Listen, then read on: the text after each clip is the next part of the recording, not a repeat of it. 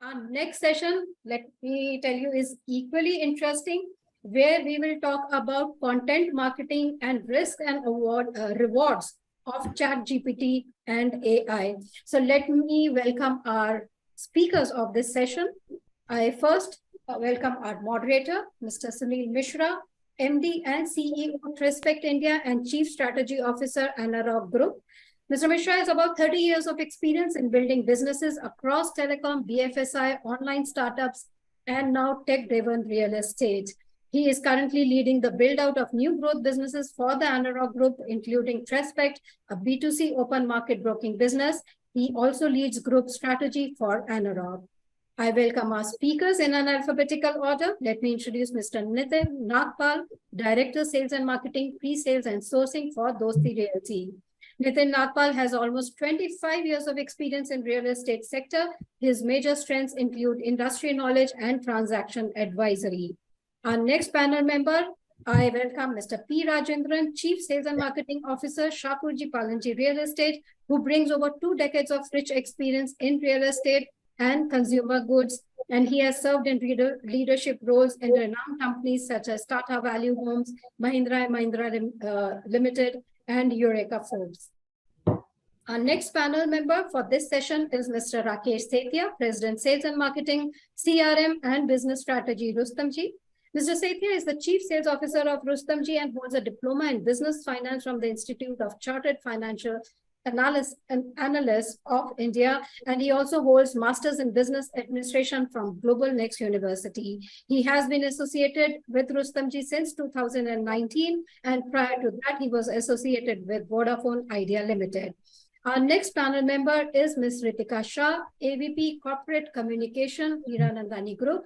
She has over 15 years of rich experience as public relation and communication expert, and she drives many external agencies and is also part of marketing and sales to provide exposure for end-to-end communication. She has consistently established key communication goals with agility and innovation in practices. Our next panel member is Mr. Samrat Tiwari, founder Webza, which is an independent modern digital agency formed by professionals who have more than a decade of experience in digital arena. He believes in solving real-world problems using technology and marketing. Our next member for this panel is Sukanya Das Gupta, Senior Director and Head, Marketing and Communications, Colliers, and she has more than 15 years of domain experience with expertise in developing media strategies and relations, brand building, corporate communications, including crisis communications, social media, and digital platforms with strategies that differentiate brands. So this is our eminent panel. Let me now hand it over to Mr. Sunil Mishra to take forward the conversation. Thanks, Apna. Thanks for the gracious introduction for everyone, and always a pleasure to be back on the Reality Plus sessions. So good afternoon, friends. After 2 intense sessions and slightly long sessions, I would say, since we are part of the last one on digital and lead generation, I think we have been given the job ticket to dive a bit deeper into content marketing, and within that on the usage dynamics of generative AI like chat, GPT, etc. That is specific sort of a topic given to us. I'm going to be the moderator for the session to moderate the extreme views of some of these smart participants here. I was just listening to Sapna introduce people with 30 years work experience, 25 years work experience, 15 years work experience, sort of feeling old and thinking that, hey, if chat GPT and AI are actually going to reset the experiences, it's going to be awesome. If you have to relearn stuff starting afresh, it sort of is an exciting out of comfort zone that all of us are going to be pushed into. So people who know me a bit know my love for history and context. So today, as a moderator, I'll lay down 2 contexts.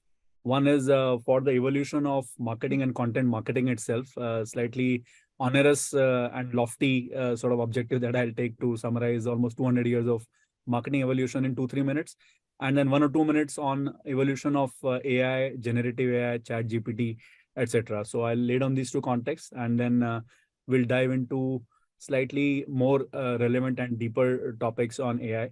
For the benefit of the audience, we'll warn you that we are not techies. None of us on this call are techies. So we'll keep it at a general strategy slash marketing oriented discussion level. We don't have any sort of sort of pretense or that we are gonna talk about coding here. So I'm just laying down the expectations here that all of us are died in the wool market years.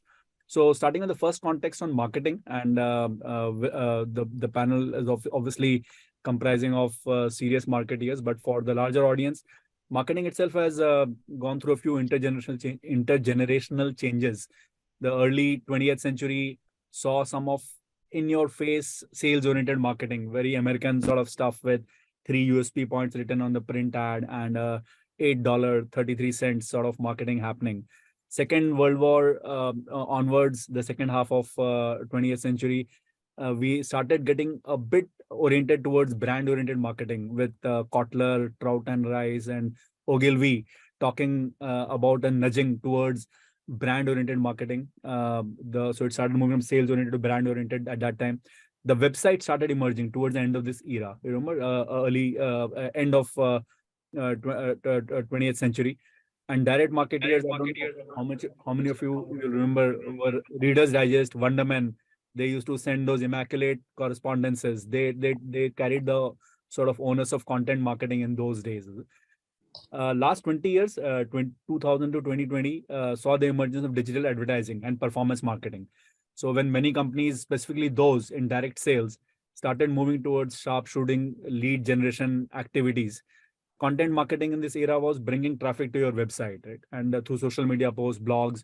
So again, a shift was there from brand to lead generation to sales again. So I'm just detecting a sort of a cyclical change. And thankfully, 2021 onwards, with AI and specifically generative AI and LLMs, large language models coming into in vogue, content marketing, I think, has got an unprecedented shot in the arm.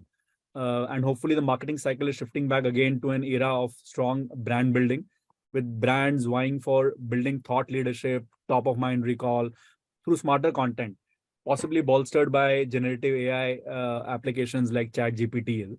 So the philosopher in me still thinks that some of the good days of brand oriented marketing are back, and we have to thank our pal ChatGPT for that partly. So that's one context of content marketing itself.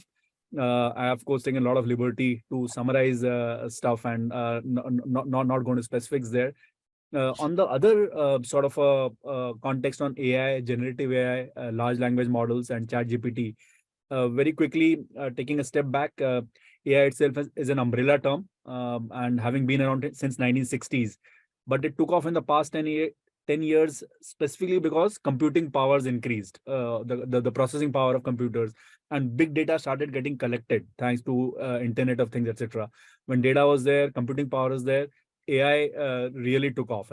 And image processing, autonomous cars, robotics, predictive models, machine learning, they are these 4 or 5 areas where AI could have been bucketed into it. Coming to the last couple of years and last year specifically, generative AI, that is within AI, it's a specific system that can generate content, as the name sort of suggests.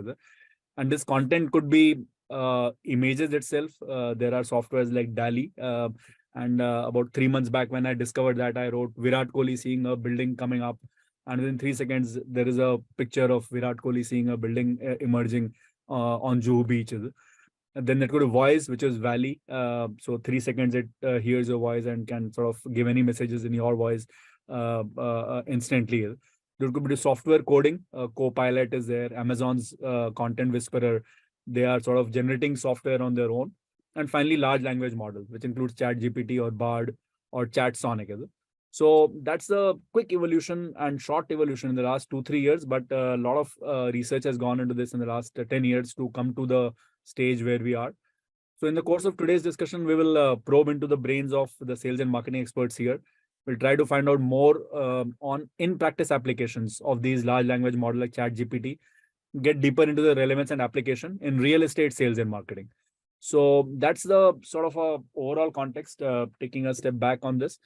From the panel discussion structure perspective, I've got 5-6 areas of discussion with the permission of all the panelists. I will sort of try to cover as many of these areas as possible.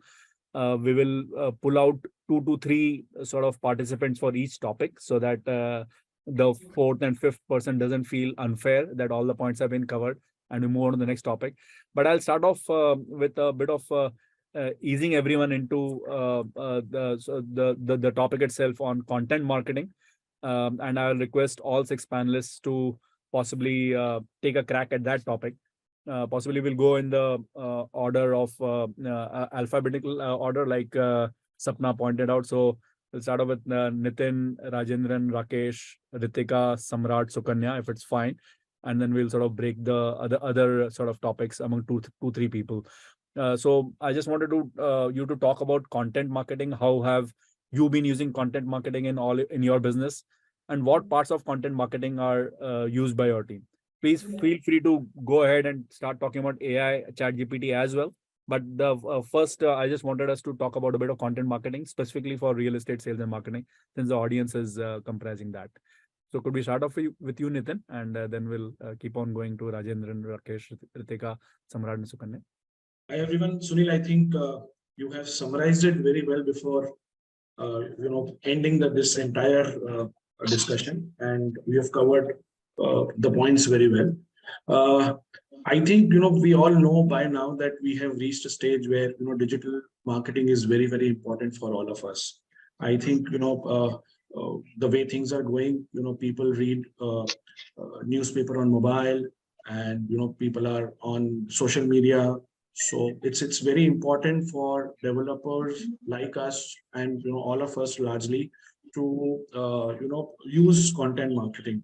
So be it by blogs, social media, video marketing, influencer marketing, SEOs. So basically, why do we do this? We obviously do this for branding as well as to generate leads. Ultimately, bottom line is that generating lead is also very, very important.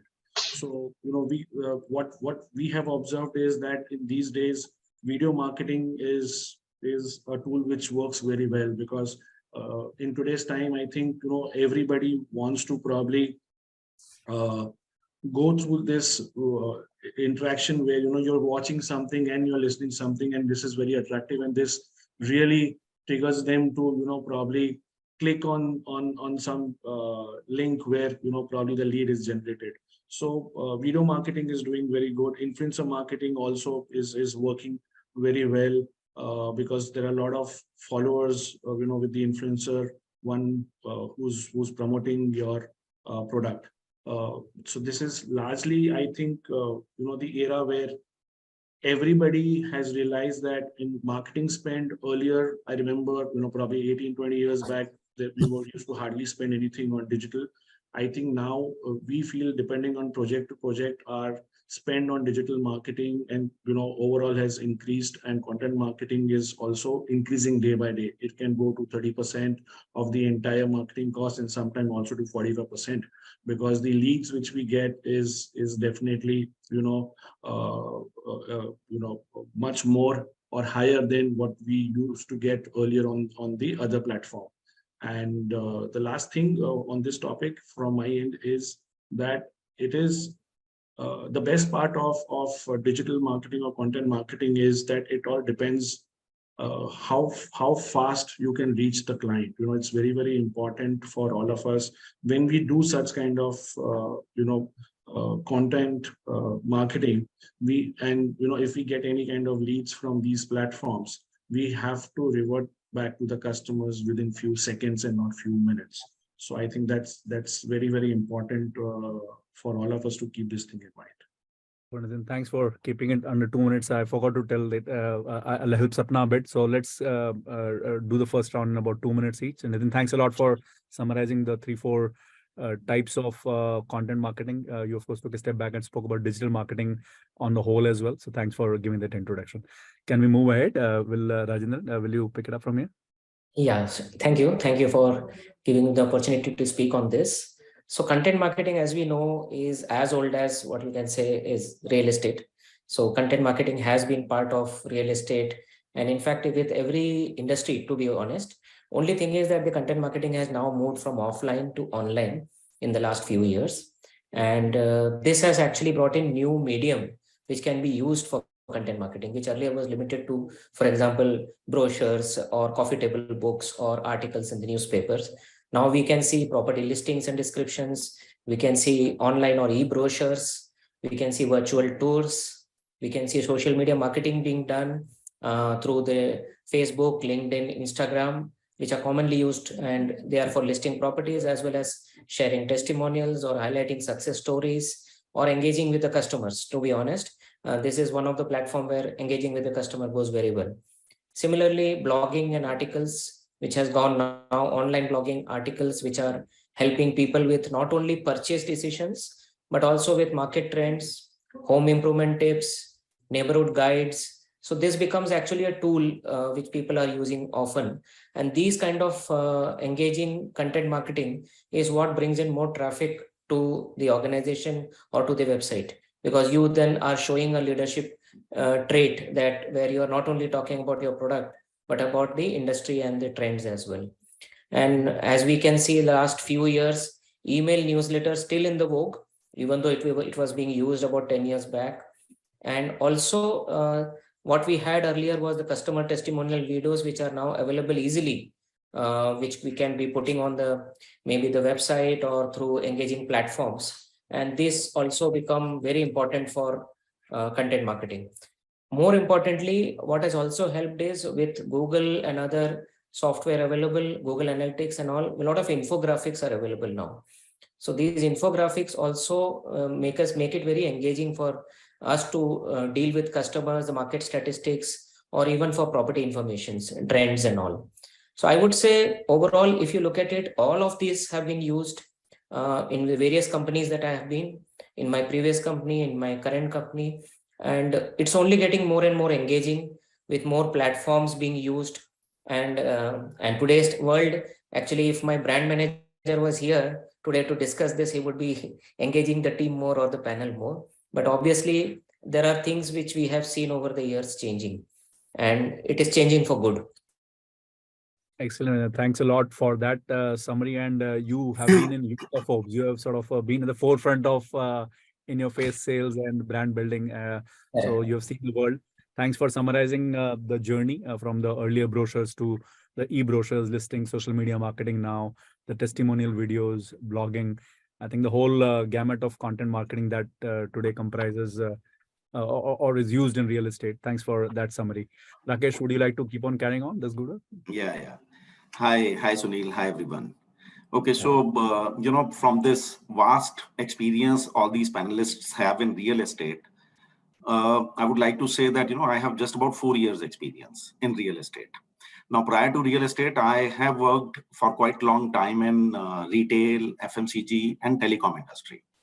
So when we are talking about content and also, the availability of data pipe, mobile data proliferation, in fact, I feel slightly happy, and I would like to go back to my telecom experience where I joined in 2002 and I worked till 2019. And I happened to work with 3 very, very large organizations, Hutchison SR, Reliance Communications, and then Idea Cellular, which actually went on to merge in Vodafone and became Vodafone Idea. So I remember the times actually from that period is that in 2002, it was just about voice. And in fact, voice was also quite restricted. And, there were charges for outgoing and incoming mobile telephony. And then thereafter it went on to include the value-added services. And then, from 2007-8 onwards, we started talking about GPRS, then 2.5G, then 3G, and then 4G. And now, people are talking about 5G and all. So I would like to, draw your attention to Idea Cellular's 2008 or 9 campaign, maybe, if you remember, so Education for All, where Abhishek Bachchan as a brand ambassador spoke about that education would be reaching the nooks and corner of the country in the rural area, and the videos would be available. And around 2013-14, WhatsApp started making a lot of inroad, and it started eating into telecom industry's SMS revenue. Right? I'm sorry, I'm taking you back to telecom industry. I thought, I'll just bring in some other flavor also. So, Perfectly you good. know, I mean, Perfectly so good. at that point of time, there was strong competition between the telecom operators in terms of data revenue, and also, you know, the loss of revenue happening to OTT players like WhatsApp and other tools which were coming in. But one thing, you know, which we realized at that point of time was that it is the videos which are going to become the king. Videos are going to drive the data consumption. And what we saw in 2014-15 when 3G got launched, and 16-17 when 4G got launched, you know, the average consumption per subscriber have gone up like anything, you know. So in the earlier time, people would consume about 100 MB of data per month on mobile handsets. And now is the time where the data consumption is as high as 15 GB per month and 20 GB per month per subscriber also. Now with all this penetration of technology, availability of data pipe, availability of so many tools, whether it is, you know, the 4G, 5G, or it is the data analytical tools, or it is the chat GPT that we are talking about, you know, the digital definitely was bound to penetrate and bound to take huge amount of growth with the consumers. Now with that, we've seen, you know, earlier there were other techniques about getting to know about the consumers. You know, the consumers, typical FMCG organizations would use the Nielsen's and market research agency to understand more about the consumers. Now, actually, you know, the power is reaching to everybody. Everybody knows, you know, whether it is the consumer or it is the brands. People are aware, you know, what they are looking for. So brands have got more understanding about the consumers. Consumers have got more understanding about the choices that they have. And the competition has totally intensified. You know, it is reaching across the product boundaries. So it is not that as a real estate seller, we've got competition only from real estate. So customer has got certain wallet, certain disposable income, and customer may, well, at times, you know, may choose to buy a luxury car in place of buying a home. So I think, you know, the choices are intensifying for the consumers. Content definitely is the king. Video marketing and targeting the customer basis the profile, basis the requirement, demographics, sociographics, all those things are extremely important. So content marketing definitely plays an important role. In the last 2-3 years, digital marketing has become very important thing. However, I think as we go along, I would like to speak about what we look at digital. Do we look at digital as a medium, or do we look at it as a channel?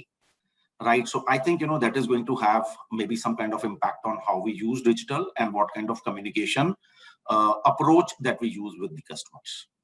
Super. Yeah. So thank you, Sunil. Yeah. Wonderful, different perspective. You have built the highways in your earlier job. Now you're filling the highways with the content that's created. Real estate is just another sort of a use case for content marketing, which you brought about.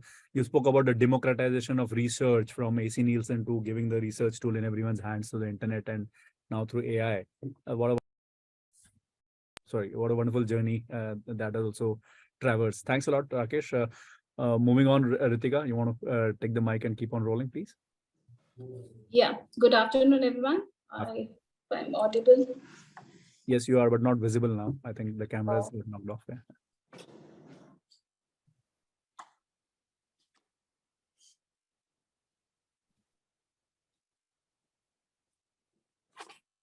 Yes, I think that's, sorry for this technical glitch.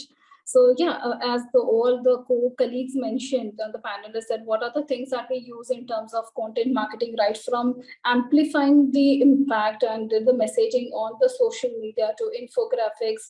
We also invest a lot of drones because it's more about the land and the property plot buying is happening. So the use of the drone have also increased. AR, VR has been very, very useful during the COVID times. We have a traveling issues. So at that time, I think the whole AR and VR to showcase the property really picked up very well, and people are aware about the geographical locations of the developers or the property coming up. So that whole AR and VR augmented reality of showing the show flat sitting at your desk was really very useful. Beyond that, content marketing is also most of the time people are using it for the lead generation or product and sales, but we have also started using more into customer retention, customer stickiness, customer engagement, and how to enhance with constant nurturing of content, the customer lifetime value, because real estate is a one-time buying product, or at the most very wealthy, filthy rich people can buy it twice. And it is very micro market driven. So a lot of regional content comes into the play, a lot of hyper localization content comes into the play. So we have diversified the content bucket, and I think a lot of search engines and the AI tools are really helping us to go one step ahead and reaching it out to the different stage of customers, like if they're on the awareness stage or an interest stage or a desire or an action stage. So we can customize that kind of communication. So a lot of data analytics have been helping, churning of the data is helping, decoding the trends, decoding the data into infographics, the video content. So it is completely, the collaboration of all the mediums of communication, putting out on the one platform. And it's a holistic way of approaching the larger customer pool across the geographies. Super, Ritika. Power punched. I keep on making notes, and there are 6-7 bullet points already that you have given, starting from the drones, AR, VR. In my sales review, I penalize anyone who says pandemic nowadays. But thanks for bringing the pandemic changed consumer behavior in marketing. Obviously, it's very important to see the structural change which happened in the customer. Customer retention was a very interesting one. I would love to discuss that at some point. And how do you do that? And the regional hyper local sort of thing, you brought the IDA framework back into discussion as well, and how you will customize content for each of the stage. Would be wonderful to hear about this in your next sort of editions as well. Samrat, Sukanya, it's getting tougher now since all the topics are getting ticked off. Samrat, you want to make it tougher for Sukanya before she takes over, please? Samrat, you're on mute. Yeah. Thanks. Hey, hi, Sunil and everyone. Good afternoon, everyone. My name is Samrat, and I happen to be from the other side of the table. I'm an agency, and we've been working very aggressively into performance marketing and digital marketing for real estate and other brands. So coming back to content marketing now, what has happened is when it as Rakesh sir and Ritika rightly said, and probably I would relate to what Rakesh talked about back in 2004, 2003, how content marketing was, and then how eventually it evolved with people coming into multiple media platforms.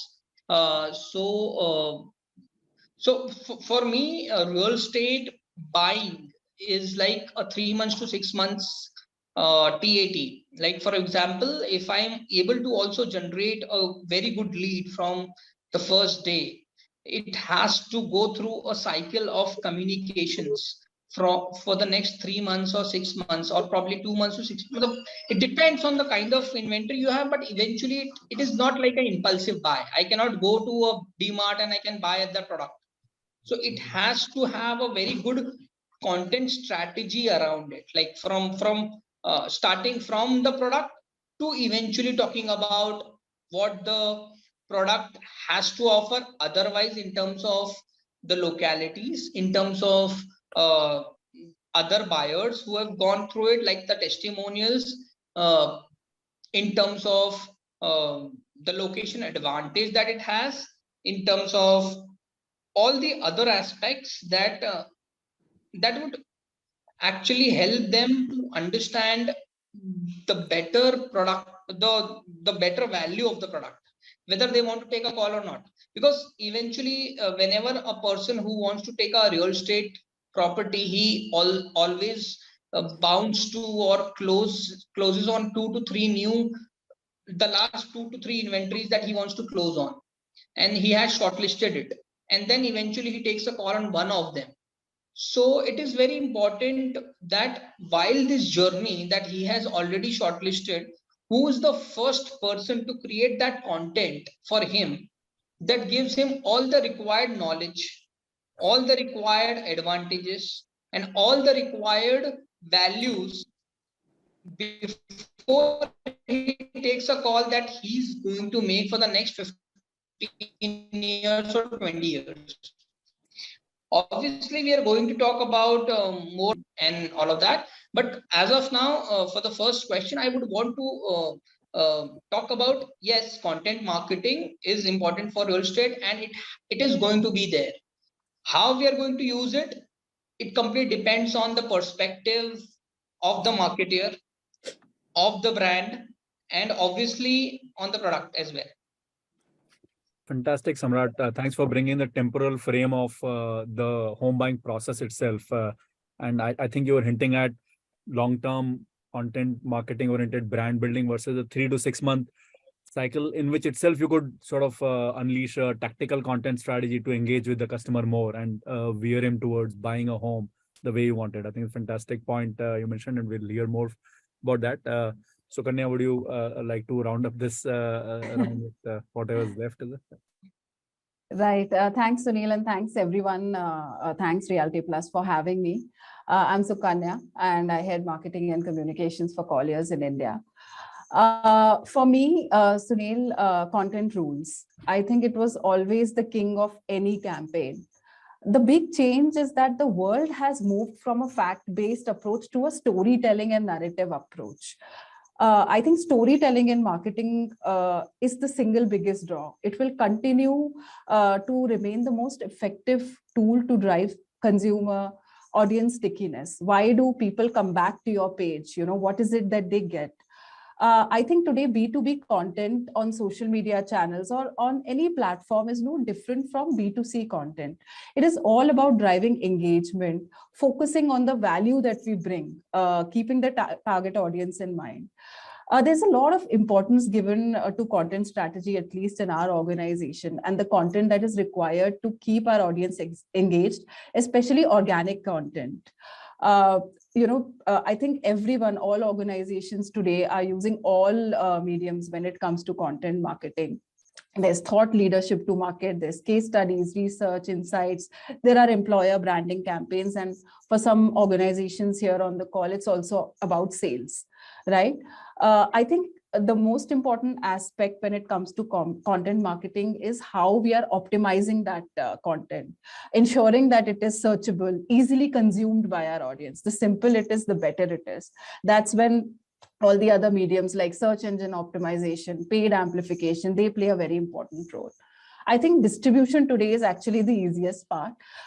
We all have company websites, we have media publications, we have social media, digital channels, and there are so many innovative tech tools that help us amplify our content for clients, for a talent. That's also a major audience bucket for us.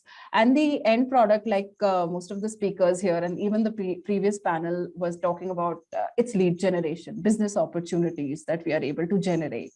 For us, there's another very, very important audience bucket, and that is talent. We are looking to attract very good quality talent today for our business. We are a service company. We are not a product firm. So they remain another very, very important audience bucket for us. So clients and talent are the two segments that we are always talking to. So that's why for us, organic and paid content would rule. That's how I would summarize. I think very well ended for the panel. Content was always king, or actually queen of marketing, if you may. Moved from facts-based to storytelling, and I started remembering Yuval Noah Harari's *Sapiens* on how humans evolved after cognitive revolution, and storytelling was the way they went ahead. Coincidentally, large language models is the language part of what *Sapiens* brings out again, and all this is sort of actually converging into current sort of advancements in AI.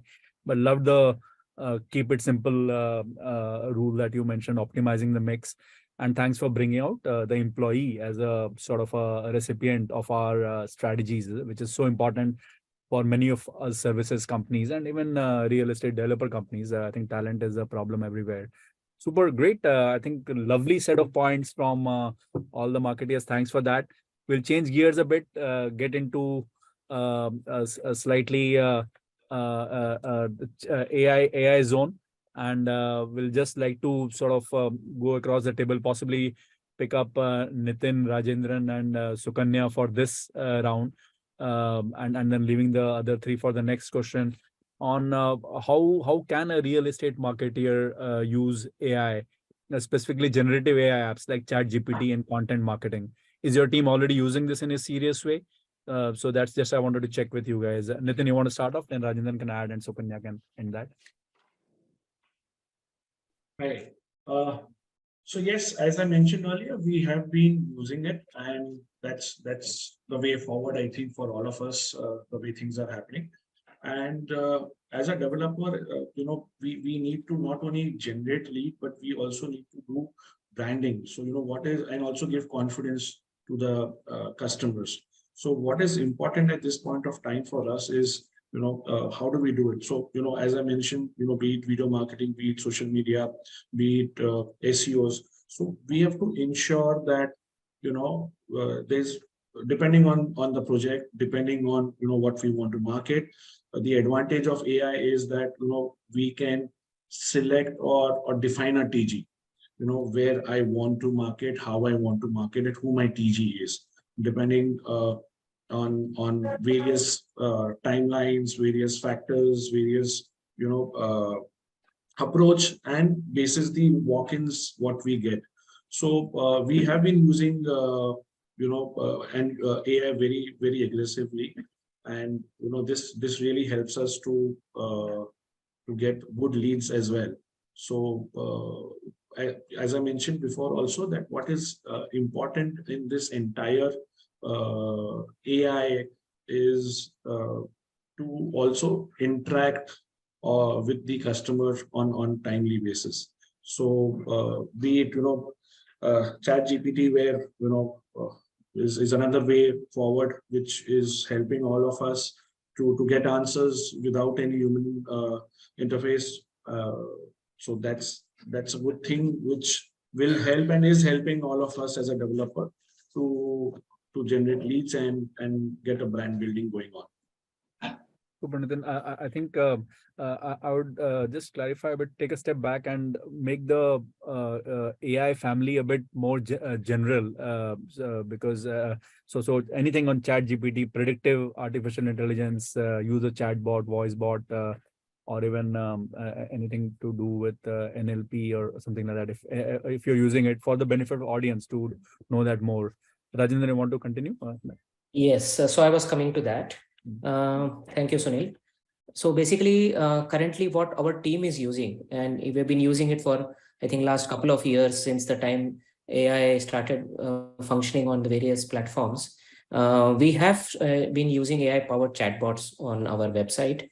We have virtual assistants, and they have been integrated into the website and the other social media platforms. These assistants are actually helping.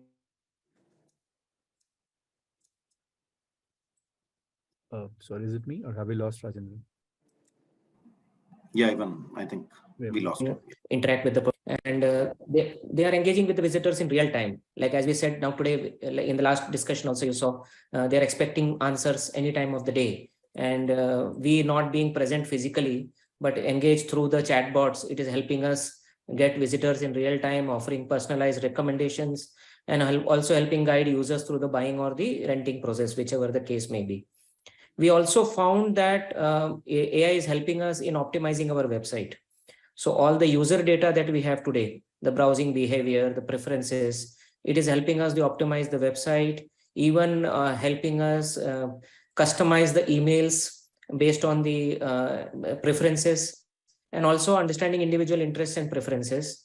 So we have been able to do that on some of the platforms with neighborhood guides, investment opportunities, and some of these have been implemented. Some of these are work in progress as of today.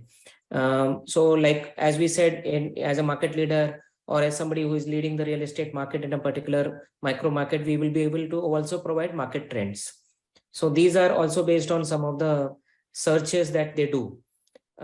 In addition to that, we also have lead nurturing and email marketing, as we discussed earlier, even content optimization and SEOs, where this is helping us with meta tags and all, analyzing keywords, keyword searches. So this is also helping us improve making it more SEO friendly. What we would want to also get into, currently maybe not used in a big way, is use of ChatGPT or AI for generating ideas, for example, blog posts for social media content. It may not be exactly the content, but even, for example, providing keywords or target information or specific themes, at least it will set a context through whatever hints or output that the ChatGPT or AI gives us, it can become a spark, or it can spark our creativity to that route. Another possibility would be to get the initial drafts, for example, which can be then refined based on what the company stands for, what are the brand values. Based on that, we can modify, but a basic draft can always come out of a ChatGPT and AI on the content part of it. I think these are few things. Some of them definitely we have been using for a couple of years. And as I said in my earlier discussion also regarding data analysis, a lot of real estate market data, demographic information is available. So those are also being used extensively by my team for research, for new product development, for market analysis, for even seeking new land parcels where we should come up, depending on what, like we get a lot of data on where the people are searching from. So this helps us get information on where should our next project be, for example. So that input also we can give our companies. Super. So summarizing, starting from Nitin as well, who had said, hey, we could use it to define who the TG is more specifically on interacting with customers, which Rajendran carried out with his chatbots sort of instance. Chatbot, of course, cover night hours, which is a bane of almost 15% of our leads possibly come post call center hours. And I love the point about developing market trends, Rajendran, based on the data that you get. A lot of it is website analytics as well, looks like, from what you were describing, which has been around, but they'll become sharper now with AI coming in there. And Yes. I think you intend to potentially use ChatGPT. I'm sort of almost telling the audience on behalf of all of us that none of us have used ChatGPT for the last 30 years or 30 months.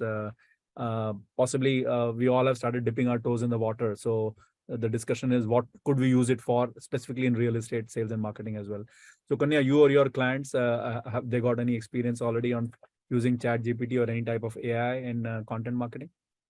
Yeah, so I think baby steps, that's what I would say.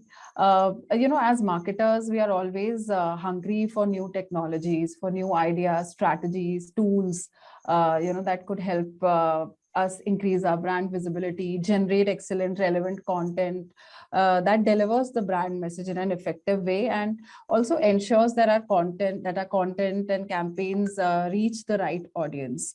And I think this is the story of every marketer, regardless of which industry they come from. We are all looking to target a specific audience with engaging content to promote our service and enhance our business growth. We've also started exploring ChatGPT for our social media content. Like I said, baby steps. It is definitely a great tool to optimize time. However, it does need a human intervention, in the sense that you need to be very clear with the brief, with the right keywords, using the right keywords to achieve good results. Otherwise you just end up wasting time and effort. I think everyone has heard the jokes of how AI is, doesn't comprehend what the outcome that you're seeking. I think we've all seen those jokes and memes. So I think that human intervention is very important in ensuring that the tool works right. So when expectations of the tool are set right, half the execution work is done, giving us more time, I think, to work on creative and strategic planning, for whatever is next on the agenda. So it definitely is a very productive way to ensure that we get ample time for a lot of other things. It is a great tool, but I would say that it is most effective with the right human AI collaboration. Fantastic, Sukanya. So you brought the other topic, which could be an elephant in the room in many AI discussions about human intervention, and you very cleverly protected all our jobs by saying that the strategy and the refinement comes after the initial content. But on a funny note, but prompt engineering, and a prompt engineer in the US now get $300,000 starting in salary. And why it's so important to word the questions. So this, I don't know how many of you read your Greek mythology and the Delphic oracle, where you had to word your question in a very smart way to the oracle in Delphi. Otherwise, you used to get the wrong answers. After 3,000 years, it's being repeated now in the AI world. Thanks, Sukanya. And thanks all three of you. The next topic was almost almost related, and you guys could continue, was on the specific benefits of generative AI application like ChatGPT in content marketing, or even the larger marketing area. And the other three leaders can keep on talking about your organizations, if you have implemented something or what you intend to do. So if you can continue the sort of discussion with Rakesh, Ritika, and Samrat, going in that order. Rakesh, you want to kick this off, please? Rakesh, you there? Rakesh's screen seems to have frozen. Ritika, you want to carry on till Rakesh comes back, please? So again, the benefits of ChatGPT, generative AI, LLMs, AI in real estate in your company, or potential use, please. Yeah, so as rightly Sukanya said, it is baby steps, and we all are trying, experimenting, exploring how it really works. But to me, real estate is very, very hyper-local product, hyper-local market. And real estate itself as a business has evolved from just, product to customer orientation. A lot of customer centricity have come into play even into real estate. So earlier it was very product centric. Now it has become very customer centric, and where I see a lot of space and service integration coming into the picture. So the whole purpose of content marketing, I think most of the people are using towards the sales, towards the customer acquisition. But what happens once you are onboarding the customer? How do you nurture? How do you keep them engaged? How do you keep that retention alive? How do you service them with the content? Because they are your elite customers, they are existing customers, and if you can encourage them. So there, first of all, it's more about building the community with the customers, like the customer community. That's the today everybody talks about the tribe and the community. So your customers are the basic important communities that you need to keep engaging with them. A lot of business comes from the referrals in real estate. I would say, because it's more about the word of mouth publicity, and with all the other tools, I still feel word of mouth tool is very, very effective in real estate. So customer retention also helps. Sorry. Yeah, it also cut down on a lot of your customer acquisition cost. First of all, so the whole journey begins from nurturing to bringing, extending their lifetime value with you. And today we also focus more on the reward, reviews, and referral strategy. Because that's what everybody looks upon, the reviews, and they want to know the referrals. They want to be encouraged or given like a deal sweetener for referring the client, and as well as the kinds of rewards, like how are you going to reward them with a very constructive reviews. Today the audience go and check on the social media and other sites on the reviews. So all of this happens because it's useful to have a lot of predictive output from the AI tools to understand the trends, to understand the market, to give an overview. So it is a more of a content, it gives a condensed inputs and condensed, condensed inputs, information at one place. So it's more about the research platform than I would say. Then it's not about just picking up directly from there. It is not an authentic voice. You need to add a lot of brand value to it, brand ethnicity and authenticity value to it. Customization in communication needs to be there when you pick up information from the AI, but it works as a guidelines to you. So for me, it is more about the guidelines. It definitely lacks human intelligence and brand ethnicity. So for me, it is more about the storytelling. It is about the value proposition that you give to your existing customers. How do you keep them for a longer period so that it reduces your additional customer acquisition cost, and the referrals, reviews, and the rewards. I think all of those comes into the play when we are working on this community. So we always see as a brand tagline, we say that we're creating communities, delivering happiness, because delivering home is beyond the product. So it is more about delivering happiness, and the customer experience comes into the play. So after onboarding the customer, retaining that customer through a content marketing, that is very, very important, because it is also about the service aspect in real estate. Super, Ritika. Yeah, with a brand like the company that you work in, obviously, I see that you keep on coming to referrals, rewards, because you've got such a huge part of your business coming from that. And it's important, the predictive AI you spoke about, of predicting who the referrer is. And after you all are done, I'll talk about the AI application that we have built for the last 3 years and how we are actually predicting now that who's going to refer a customer.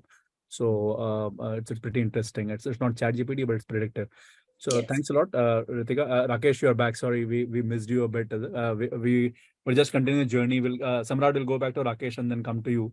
Again, Rakesh, on how companies are or should be implementing using ChatGPT and generative AI, large language models in content marketing or marketing in general in real estate.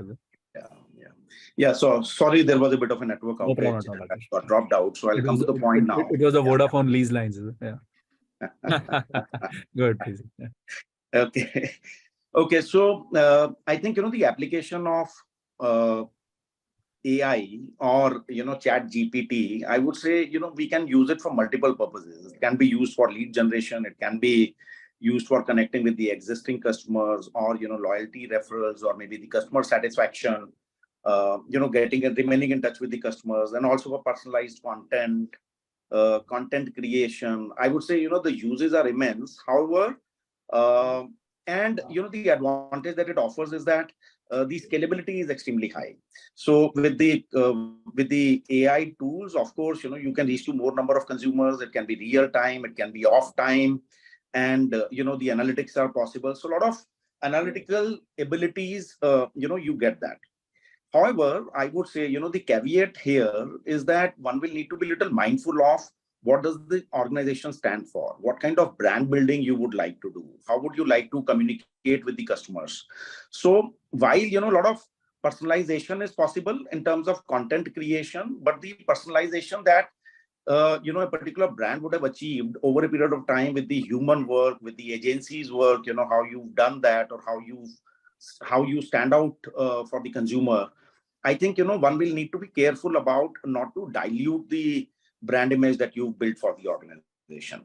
For me, the marketing or the brand is still, about the same linear trajectory, which is, building brand awareness, being the consideration set, be the most likely to buy brand for the consumer, and then, the kind of experience that you create at the time of purchase. And then if the customer is happy, maybe, you will get the referrals. Now, with the proliferation of digital, what's happening is that a lot of clutter is being created, a lot of noise is being created. What I said earlier was that, do we look at digital as a medium, or do we look at digital as a channel?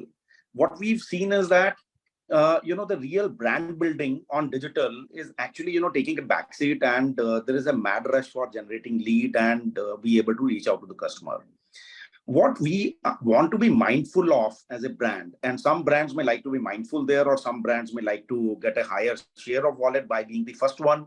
So I think it would depend upon the brand strategy. What I have generally seen is that if you generate 5,000 leads, you are able to get only about 5%, 6% walk-ins. Out of those walk-ins, you get just about 4-5%, 3-4% as the conversions. And in order to churn 5,000 leads, you need to make 40,000 calls. You need to reach out to customer time and again. And many a times, I think all of us have had our own experiences with the telecallers. So as a brand, what kind of space you want to stand in? I think AI is giving that power to the brands to identify the customers more minutely. Rather than looking at the CPLs, maybe identify the customer who can be the rightly targeted by the brand. Many a time I have seen that, we try to target a 10 crore property or a 5 crore property, but then, you reach to the customer who actually is not really belonging to that TG, or you want to sell a property in a particular geography, or you reach to the customer who's not in that geography, who's actually gone to the other geography. I think with the increase in technology and availability of a lot of information and data about the customer, I think the targeting will need to be sharpened, and that is the advantage which will come. However, I think the brands will need to be mindful how they come across as a brand to the customers. That's where we stand, Sunil. Brilliant, Rakesh. You sort of touched upon a newer topic of measuring customer satisfaction to start off with, which we had not really covered But I think the general theme is now coming recurrently about the brand story, the brand building, the personalization of that a brand requires comes on top of the starting point that AI will bring you to. And Rakesh sort of I have one more point if I have about Rakesh, 30 more seconds. please go ahead. Please Yeah. go ahead. So I think, this personalization of brand, I was just reading an article, or maybe, it's in a book also, is that, what does brand stand for? How would I like to buy a particular brand? I buy a Nike shoe, I buy an MRF tire, I buy, an Asian Paints. What do I buy the brand for is not because how personalized or customized they made the offer to me. I also buy that brand because I know what that brand stands for generally in the public. Why? If I buy a Royal Enfield motorcycle, what kind of image Royal Enfield has, not just as a product, but in the minds of people who buy that, right? If I buy a brand, now too much of personalization, where is it that the brands are going to lose the essence, the core? I think that is where everybody will need to be mindful. I think the marketeer will need to be a little careful about how much of personalization, how much of customization. And in fact, I have seen quite a lot of it in my telecom industry, where we used to send across, the personalized packages. One package could be available at 100 rupees in the market. That plan would be given to some customer at 50 rupees. I think rather than doing good for the brand, I think ultimately customers were saying that, why not? Hey, why not you discount the brands in the open market? Why are you running so many customized offers? So various points. I think, the marketeers will need to be careful. I think salespeople definitely will feel that it's an opportunity, just do the cold calls, just reach the customers. But I think we'll need to be mindful of the targeting that we do. Well said, Rakesh. I think you were referring to Simon Sinek's book, the Why framework. So that is obviously you're bang on that the brand has to tell its story, the purpose, etc. And the CPL to CPQL, which you mentioned, Ki, the sharpened qualified lead instead of lead. I think it's such a important, and I'm sort of very curious to just see what will happen in the next 9 months, 12 months on the lead generation side. I think content marketing, it's already ChatGPT is impacting. So to round it up, we'll bring the master of agency, Samrat. You have been dealing with hundreds of clients, Samrat. Any sort of cutting edge or new or real applications of generative AI, ChatGPT, LLMs, either in lead generation or brand building for any real estate player that you are doing? You are on mute, Samrat. Samrat, you're still on mute. Yeah, can you hear me? Yes, please, we can. Cool. Yeah, so thank you, Sunil. So as rightly said by Rakesh sir and Ritika in the past, that it is more to do with the brand rather than transaction. So I take, as of now, AI as a very transactional kind of tool.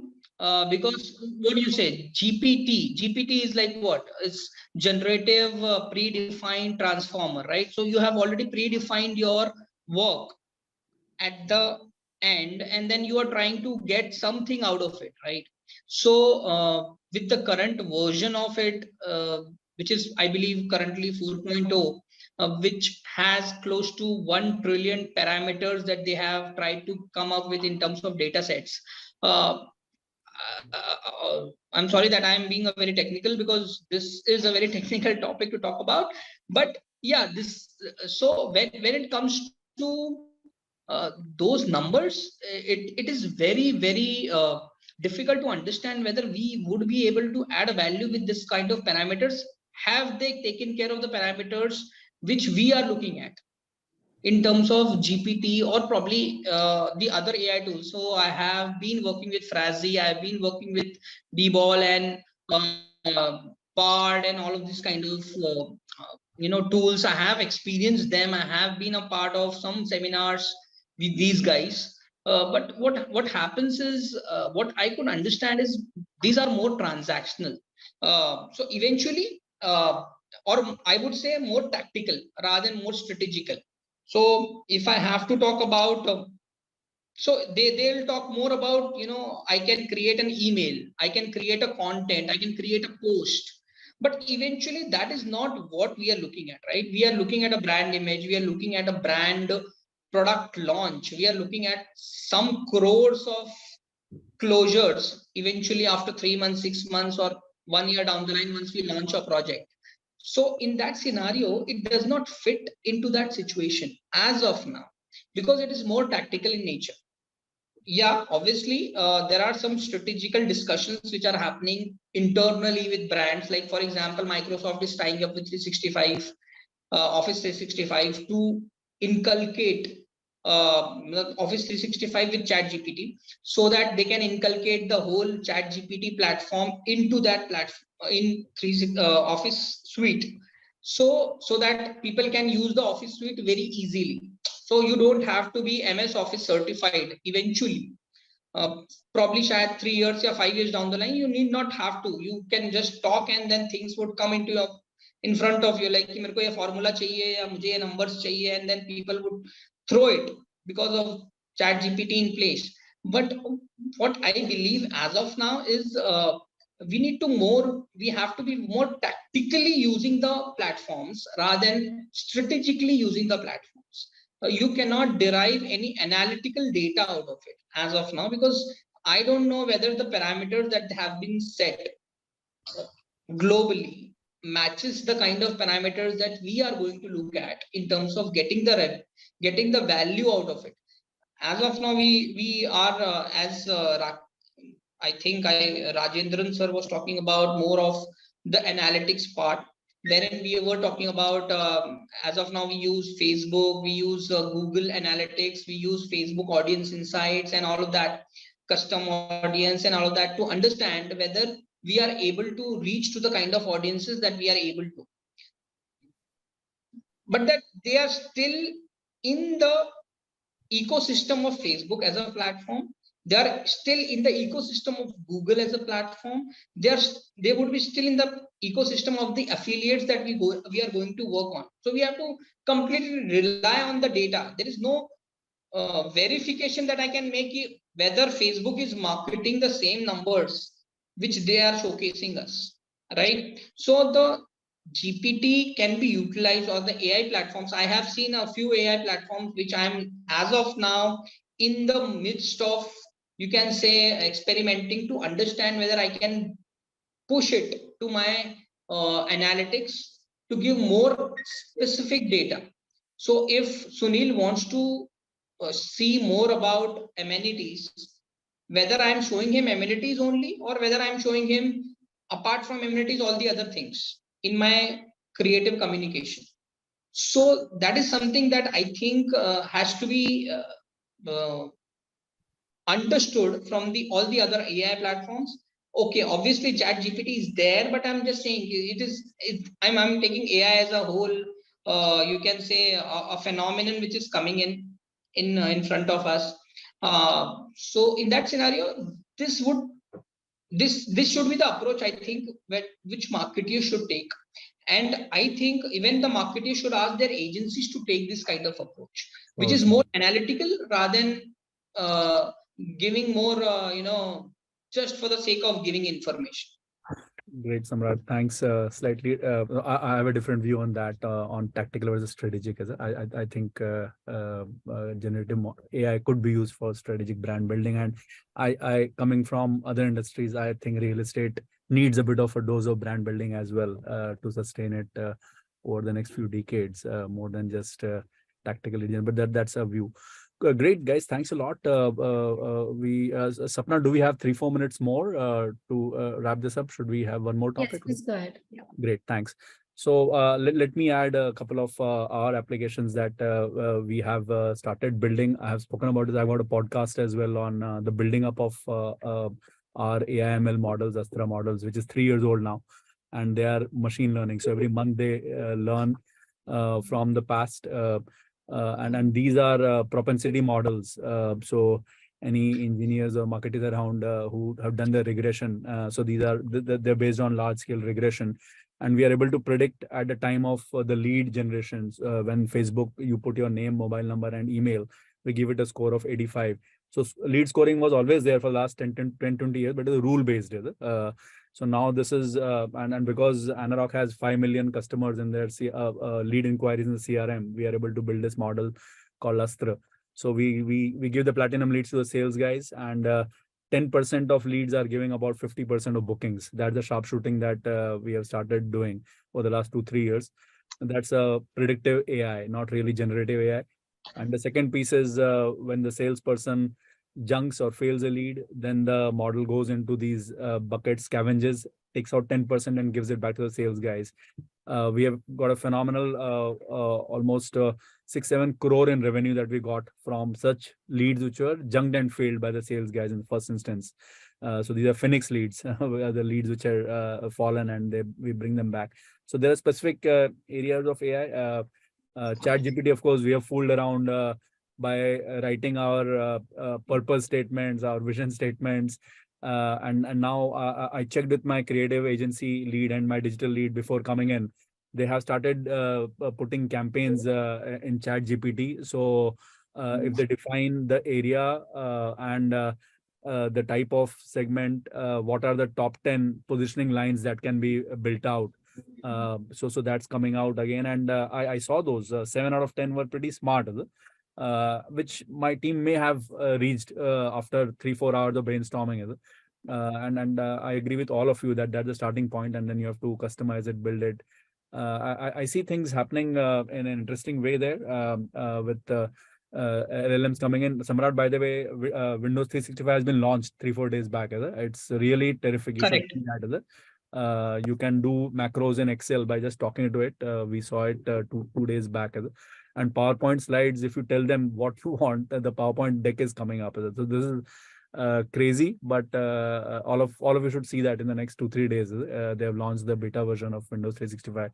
It's crazy. They have We've already got that session done with Microsoft. Yeah, So that is the reason I was talking about it. right. That is awesome. Super.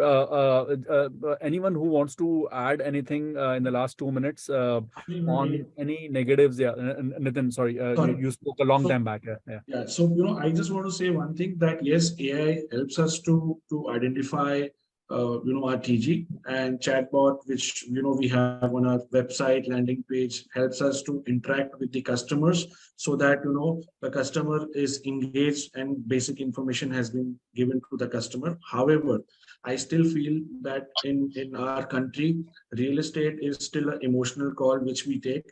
I don't think, I may be wrong, but I don't think that people would want to buy properties online. There will be very few set of people or percentage of people who would want to buy property online. They would still want to physically come to the developer's office or the site where the construction is happening, and then probably they take a decision. So yes, AI, GPT, all these things are definitely way forward and important for all of us. But what is important is also the experience what we give to the customer post that, once the customer is in our office, to ensure that the property is bought by the customer, and even to ensure that our branding is done properly and customer trust us to the team.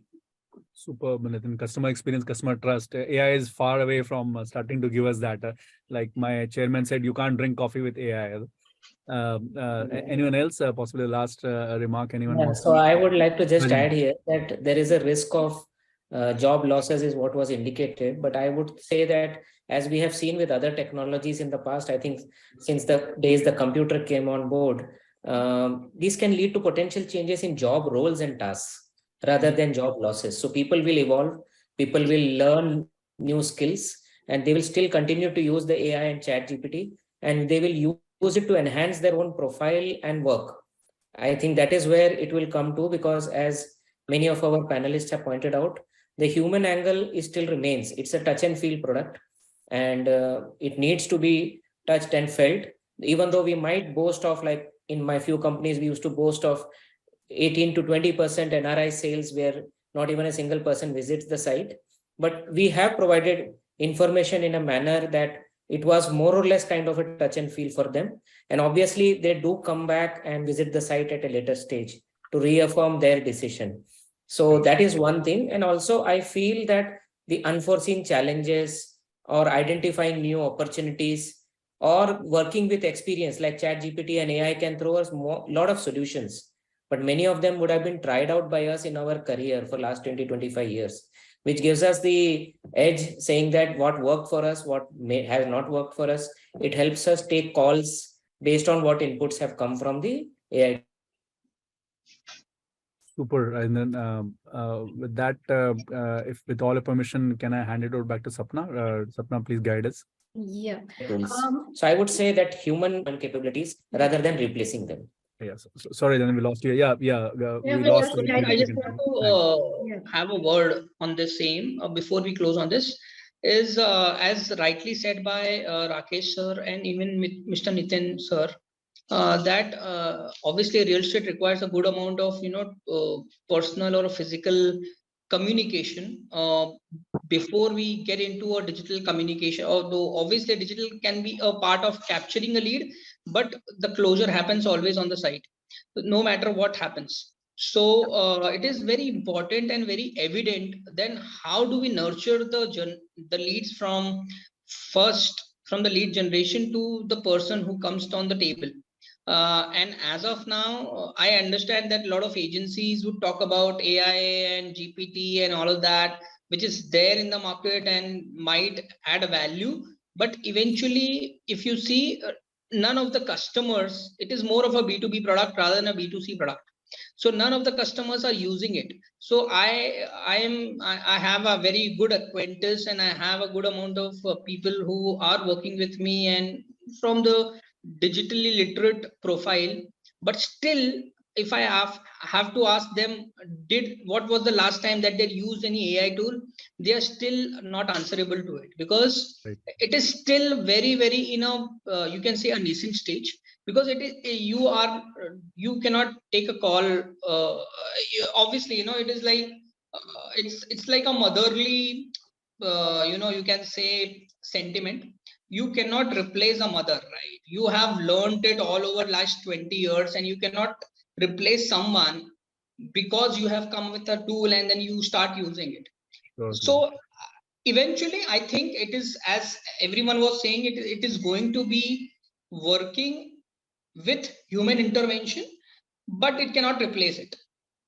I hope these are not famous last words. And with that, Sapna, please. Yeah, I would like to add one more, Sunil, that I feel we are the creators of this technology, or the disruptor, Obviously. what we call. And the creator cannot be enslaved by the disruptor. So human intelligence will overpower this always. And we cannot discard the importance of market intel. So market intel is still not fed on the chat GPT, and the importance of social and personal networking on ground, what market is thriving and breeding on the information still becomes very, very important in decision making. So let's use AI as a guidebook and not a rule book. That's what I would like to put it up. Super. Thanks a lot, Ritika. Sapna? That's right. I think technology has its advantages, but it would have been really nice if we would have been doing this in person. That would have been a different flavor. So one question that is very interesting that has come to us, apart from the technology that we have been talking about pure content, because everyone said it's storytelling, it is emotional connect with the customer, brand building. So the question is, should brands and marketers avoid political and cultural topics, or is moment marketing effective? Anyone, Sunil, who do you pick to take the... Rajendran, Nitin, Rakesh, they are running big brands. So political, yes, I would avoid. Okay, but cultural moment marketing has been in vogue, and we have used it in the past. And it is something which actually links or relates to our TG. So for example, if it's a cultural festival and we are doing a moment marketing activity around that, and we are able to connect with our customer, it gives us a lot of trust and likability, to be honest. And people believe that the brand is one of us, and that needs to be there. So we can't avoid that actually. And I would encourage that brands should actually look at it. Okay, but avoid political and social issues. Yes. How, So depends on, as somebody said about the brand, what does the brand stand for? If the brand has been standing for something on social issues, I can see a lot of new age brands have been standing for social issues, and have been voicing their opinion or the campaign around that. If the brand stands for that, they must. But some of the brands don't link very well with the social issues, and people believe that they are just being in the discussion for the sake of it. So they will not believe them. And Sapna, I'd just like to add to it that I think when it comes to moment marketing, at least in a culturally rooted country like India, where people connect with people connect with emotions, it's I think very relevant today. Moment marketing is very, very relevant today, and adding to that, there are certain new fads that have come in, like Mother's Day, Father's Day, so many days that have got added to all the festivals that have also become very important and relevant. There are huge marketing campaigns of crores running on a Mother's Day or a Women's Day or a Father's Day, etc., etc. And that's why it's important, I think, for brands to build content around it and stitch it into their strategy. Okay.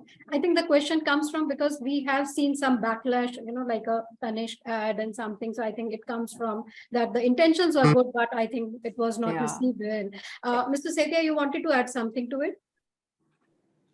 Yeah, so I would say social is definitely a responsibility of the organization. So I would say maybe, there's no harm in talking about this issue. Recently, Facebook has done a beautiful video on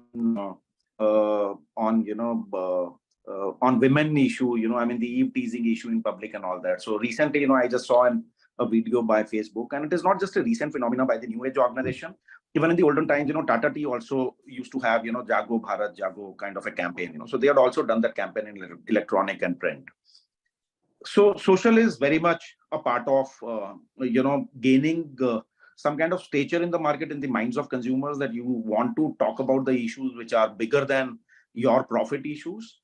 I would say political also. I think in case the art of storytelling can get involved there, and you can communicate the story in a relevant manner, where it is not offensive, but it is actually looking like in the public interest, I think the things can still be taken. Okay. Yeah. It is a double-edged sword. Right. So the last question is that we have been talking about that ChatGPT is there, AI is there, still a lot of things to explore. Everything is still emerging, how things are going to work out in these areas. But and we have been reading stories about ChatGPT writing exam papers, writing resumes, and resignation letters, as well as money recovery. So in real estate, if we have to look at the crystal ball, so to all our speakers, what do you see the future of AI ChatGPT in real estate if you have to look into the future 10 years down the line? What do you see the impact on real estate? Sunil, starting from you. Yeah, sure. Actually, Rakesh was raising a finger, but I can start. Okay. With Rakesh, you can add there. So for me, like in the next 12 to 18 months, it's going to get integrated with our CRMs. How the salesperson responds to a customer. I've got 1,000 salespeople, by the way, on the street, and each one responds in a different way. So that is going to get integrated with your WhatsApp. It's already done, I think so, but we don't have that yet. So all the responses to customers are going to be smarter. Communication is going to change clearly. It's going to be smarter. We are going to see it like an integrated part of real estate in next 10 years. We are already talking. We are already trying to Yes. integrate it in our CRM so that notifications which they go out. So merge mail is the oldest form of Right. personalization. Now there's going to be really in your face. The tweet that you dropped on Facebook at 7 p.m. just to sort of increase relevance. And hence increase the conversion, which I think Nitin had spoken about, X% of X%, which is 0.3% conversion will go up finally. So that's the impact which is going to happen. Rakesh, you want to? Integration in your face, Mr. Setia, what do you say? Will it become too much in customers' faces? No, I would say, see, any technology is actually a double-edged sword. So it is right from the times of calculator, where the bank clerks actually in France, they protested against the innovation of calculators, I think about 100 years back. So technology, at times can create those fears in the mind of people, but technology ultimately is going to be good for the productivity. So this technology is also here to stay. I think it is going to make the communication that much more sharper, that much more focused. But I think, again, as Ritika also mentioned, that it is not going to replace human beings. Human beings will still be required to run it intelligently, to ensure that it is done in line with the overall corporate strategy. So I don't think ultimately, who's going to be responsible for business results? You can't tomorrow blame technology for lack of business results. Ultimately, they would be senior management or senior leaders who will be required to get blamed for the business results not being there. So to that extent, it can't really replace Okay. So we still need a human scapegoat. Absolutely. So You can't Ritika, blame technology, so you need we leaders can't for blame that. technology. Correct. So Ritika, what do you see the future of AI in real estate? I think real estate is going to get more real time with this AI tool coming in, and a lot of quick response mechanism is going to come into the place. So you need to be really thoughtful about how crafted your inputs needs to be, because it cannot be very general, and it has to be still personalized. So Okay. real time integration will be very much the crux of the AI. Real-time integration will also change how businesses are working. So we are, Yes. how great. So Mr. Rajendran, what do you have to say? How do you see the future with all this AI coming in? I would say that we cannot avoid the technology. We will have to integrate this technology in our mechanism, in our marketing strategy, because as somebody mentioned earlier about the response time. So if I am still holding on to my archaic methods, I would be late in reaching a particular customer, and especially when I'm dealing with scale. So I think AI and ChatGPT will help me reach my customer faster. So I think speed will become very important going forward. So I think that is where ChatGPT and AI can help me in a big way, especially with the mundane tasks. Definitely, yes. Experience creation, there, yes, human touch would be there. How do we integrate technology with that human touch and make it as real as possible? As some of the technologies about cloning and virtual presence in some of the conferences that we could see sometime. So those things are also possible. Maybe I'll be making a presentation to Mr. Musk, maybe in his conference somewhere. So that is possible. So And no more a matter of choice, but yes, we have yes. to be adopting it. Mr. Nagpal, how do you see the future with AI is running real estate marketing?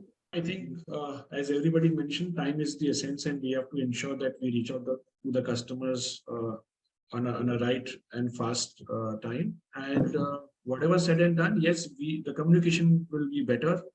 And whatever said and done, I personally believe that we will still need human intervention.